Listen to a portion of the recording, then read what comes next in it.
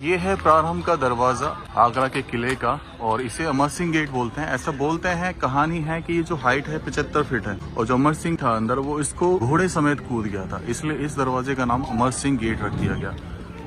दोनों तरफ अगर आप देखेंगे इस पूरे किले के चारों तरफ एक खाई बनाई गई है और इस खाई में पहले पानी भरा जाता था और पानी के अंदर छोड़े जाते थे एलिगेटर यानी कि मगरमच्छ, ताकि अगर कोई दुश्मन देश हमला भी करे उस पानी को तैर के ना जा सके। और जिस पे मैं खड़ा हूँ अभी ये पुल है। तो अब चलिए अंदर चलते हैं। तो ये अमर सिंह दरवाजा, जहाँ पे आपको ये झूमर दिखाई देगा जो कभी पहले सोने का हुआ करता था, लेकिन ब्रिटिश लोग जो हैं इसको यहाँ से ले गए। ये शायद प्राचीन विंडो टिकट के लिए हुआ करती थी। और फिर यहाँ से प्रारंभ में आपको विशाल बुर्ज दिखाई देंगे। कितने विशाल बुर्ज हैं देख रहे हो। फिर एक दरवाज़ा आता है बहुत ही विशाल, बहुत ही ज़्यादा विशाल, और यहाँ पे ये दो सैन्य बुर्ज के बीच में गिरा हुआ है। कितने विशाल बुर्ज हैं देख रहे हो। फिर एक दरवाज़ा आता है बहुत ही विशाल, बहुत ही ज़्यादा विशाल, और यहाँ पे ये दो सैन्य बुर्ज के बीच में गिरा हुआ है। ये किला 95 एकड़ में फैला हुआ है। 95 एकड़ अपने आप में बहुत बड़ा होता है। यहाँ मान लीजिए एक गांव बस गया पूरा। और यहाँ पे देखो किस तरीके से ये सैनिक ठहरावे और ये बनाए गए। चलिए आगे चलते हैं। उसके बाद जब आप देखोगे तो यहाँ पे ये इस पे नीले कलर का पेंट हुआ पड़ा है।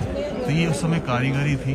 तो जिस समय यहाँ पे शीशे लगे हुए पड़ते थे, तो ये जो आप देख रहे हैं इसके बाद ये नीचे जो है इसको रिपेयर किया गया।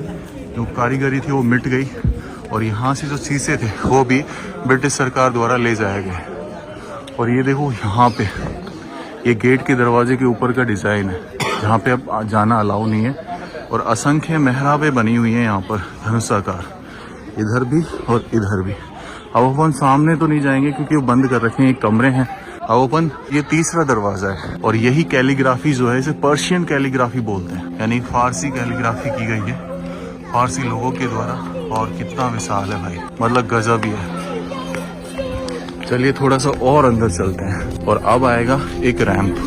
और इस रैंप को बनाने के पीछे बहुत बड़ा कारण था। ये नीचे आप जो जिगजैग देख रहे हैं, एक फ्लैट क्यों नहीं बनाया गया, इसका रीजन ये है कि जो घोड़े हाथी जब चलते थे तो ये ढलान है ताकि वो फिसले ना, इसलिए इनको धीरे धीरे जिगजैग फॉर्म में बनाया गया। तो दोस्तों ये जो रैंप देख रहे हैं प्लानिंग के तहत बनाया गया था। जब कोई हमला करे तो वहाँ से बड़े बड़े पत्थर के गोले लुढ़काए जाते थे। अब अगर सेना तो इसी रास्ते से जाएगी तो वो पत्थर के गोले जो है उनको सह नहीं पाते थे। और फिर ये जो दीवारें देख रहे हैं ऊपर, ये जो छेद देख रहे हैं आप, इधर भी आपको छेद दिखाई देंगे। इनसे बताया जाता है कि गर्म तेल गर्म पानी को बरसाते थे।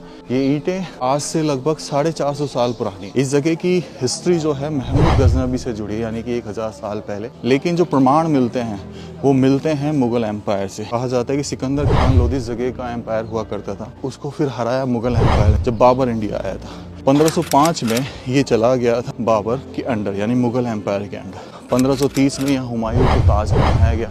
लेकिन 1565 में जो अकबर थे हुमायूं के बेटे, उन्होंने इस किले को रिकंस्ट्रक्शन किया, जिसका काम पूरा हुआ था 1575 में।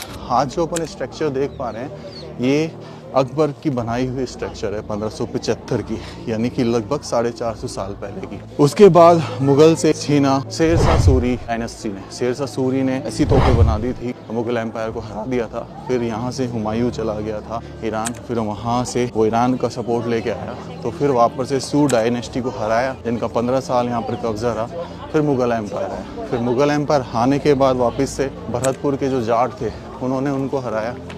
फिर यहाँ पे भरतपुर स्टेट का शासन रहा। फिर भरतपुर स्टेट को दोबारा से हराया मुगल एम्पायर ने। और फिर उसके बाद यहाँ पर मराठाओं ने उनको हराया। फिर उसके बाद ब्रिटिश आ गए थे और ब्रिटिश के बाद यहाँ पर तुम जानते हो क्या हुआ, 1947 में ये चीज़ें गवर्नमेंट हो गई। तो अपन चलेंगे राइट हैंड प्लेस की तरफ। ये जहांगीर महल है यहाँ का। लाल किले आगरा की शुरुआत होती है जहांगीर महल के बगल में स्थित अकबरी महल से, जिसे बंगाली महल भी बोला जाता था। इसे बनवाया गया था 1565 में और तोड़ा गया 1589 में। तोड़ा था भरतपुर स्टेट के जाट राजाओं ने गुस्से या आक्रोश में आकर। आज सिर्फ यहाँ पर बचे हैं तो सिर्फ उनकी दीवारों के अवशेष। यहाँ पे लिखा हुआ है बंगाली महल। देखो ये इधर मैं दिखाता हूँ कुछ कनेक्टेड सुरंग जो हैं अकबरी महल की अभी भी है। ये बची हुई है, पर ये क्षतिग्रस्त देखो किस तरीके से तोड़ा गया। ये नीचे कमरा बनाया तो इसी में से जाती है वो। देख रहे हैं भाई, उस समय ईंटों का इस्तेमाल होने लग गया था। और यहाँ पे ये देखो, ये तहखाने और ये बंद है भाई, टोटली बंद। आज ही अब आपको बेहतरीन बावड़ी दिखाते हैं इस किले की। ये है भाई बावड़ी, कुआं, ये देखो, ये यहाँ से बनाया हुआ। ये शायद जेल वगैरह है, क्या है, कमरे ही कनेक्टेड है, बंद कर रखे हैं ना।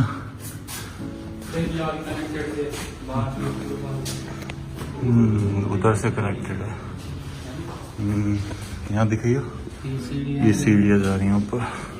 अकबर के द्वारा बनवाई गई 500 साल पहले की एक ऐसी बावड़ी जिसे आप जरूर देखना चाहेंगे। इस बावड़ी में बहुत सारे राज छुपे हैं। इतनी अद्भुत बावड़ी शायद ही आपने देखी हो। इसको ध्यान से देखिए। जब हमने इसको ध्यान से देखा तो 7 मंजिल तो ये हमें दिखाई दे रही थी और न जाने कितने मंजिल तक इसमें पानी भरा हुआ था।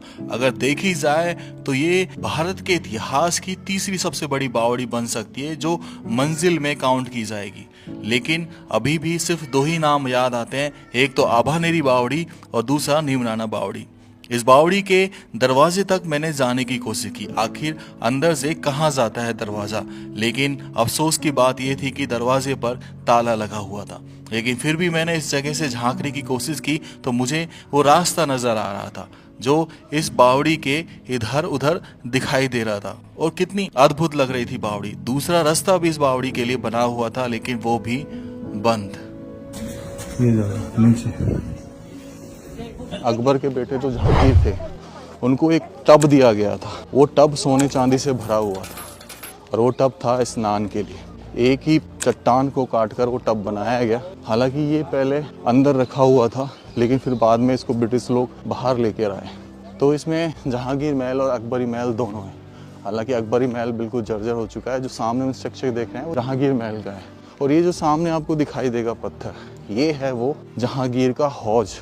हौज मतलब बेसिकली जिसमें पानी भरा होता है, तो इसमें नहाते थे। इसकी ऊंचाई अगर बात करें तो 5 फीट है, चौड़ाई अगर बात करें तो 8 फीट है और इसकी जो सरकमफेरेंस है यानी परिधि वो 25 फीट है। आगे स्नान कुंड, और ये भाई एक ही पत्थर से बना हुआ है और इसमें दोनों तरफ सीढ़ियां हैं। यहाँ पर आप देखेंगे तो एक तरफ की सीढ़ी टूट गई है क्योंकि इसको सरकाने की कोशिश की गई और एक तरफ की सीढ़ी सही सलामत है। और यहाँ पे ये डिज़ाइन वगैरह भी थे जो समय के साथ अभाव में मिट गए, जो शायद मेरे हिसाब से किसी उर्दू कला या अरबी कला को प्रेजेंट कर रहे हैं। तो यहाँ से देखो ऐसा दिखाई देता है ये। और ये जहांगीर पैलेस। तो आज अभी जहांगीर महल में चलते हैं। यहाँ पे जो स्टार का साइन देख रहे हैं, ये स्टार दर्शा रहा है कि जो मुगल थे वो डच व्यापारी थे, उनके सम्मान में ये स्टार साइन बनाया गया, जिसे फ्री मेंशन साइन बोलते हैं डच। ये जो कलाकृति है इसमें कोई चिपकाई विपकाई कुछ नहीं, चूना कुछ नहीं, बस चट्टान के ऊपर इनको उकेरा गया है हथौड़ी और छेनियों से। तो इस तरीके से ये हिंदू कला, राजपूताना कला, वास्तु कला और मुगल कला को साथ में लेके चलते थे। यहाँ पे ये असंख्य आले देने का मतलब है कि ये गेट पूरा जगमगा जाए रोशनी दियों से। ये गेट जो है मेरे हिसाब से रिपेयर करके दोबारा लगाए गए हैं। गेट की जो आसार है वो लगभग 12-13 फीट है, मतलब इसको तो भेद पाना मुश्किल। फिर यहाँ पे ये सैनिक मेहराबें होती थी। यहाँ पे क्या होता था कि ये जो स्क्वायर है यहाँ पे जहांगीर जी खड़े हुए करते थे। यहाँ पे नगाड़ों से उनका सम्मान किया जाता था बजा बजा के। यहाँ पे आवाज़ आपकी गूंजती है तो म्यूज़िक यहाँ पे फैल जाता है, इसे एक बेसिकली म्यूज़िक रूम बोलते थे। और ऊपर जो कला देखो आप, इसमें उल्टा जो कमल का फूल है वो देखो उल्टा करके लगाया गया है पूरे उसमें। और ऊपर गुंबद में मतलब सारी जगह एक ही कला दिखेरी गई है, जो हिंदू वास्तु कला है और जो राजपूताना शैली है उनके प्रति डेडिकेशन दिया गया है। अब हम थोड़ा सा आगे चलते हैं तो जहांगीर के बड़े दरवाजे में से निकल के एक छोटे दरवाजे में प्रवेश करते हैं और ये भी काफ़ी बड़ा है, 6 फीट का आसार। और तीसरा दरवाजा जब पहुंचते हैं तो ये खुल जाता है आपका महल। हैंड साइड की तरफ देखते हैं ना, इस दरवाजे के ऊपर ये देखिए जरा, ये इन्हें अलंकृत स्तंभ बोला जाता है। और फिर उस पर कलाकृति कैसे उकेरी गई है गजब की। ऊपर देखो कोई लैंटर यूज़ नहीं किया गया है, टेक्नोलॉजी कैसे कर्व में दे के छत खड़ी करी गई है। और ये जो झरोके देख रहे हैं इनके पीछे देखो, ये एक घूपिया गैलरी छोड़ी गई इनके पीछे। इस पूरे कमरे के पीछे एक खुफिया गैलरी छोड़ी गई है, और कहें तो सुरंग, मतलब कि यहाँ पे बेसिकली ऐसा है कि जिसको आक्रमण हो तो इसके पीछे छिप जाओ और यहाँ से देखो कि कौन यहाँ पर आया है। ये देख रहे हैं ऊपर तक आपको ये डिज़ाइन दिखाई देखने जहाँ से देखे जा सकते हैं। अद्भुत कलाकार है वो, कितने असंख्य तोड़े लगाए गए हैं।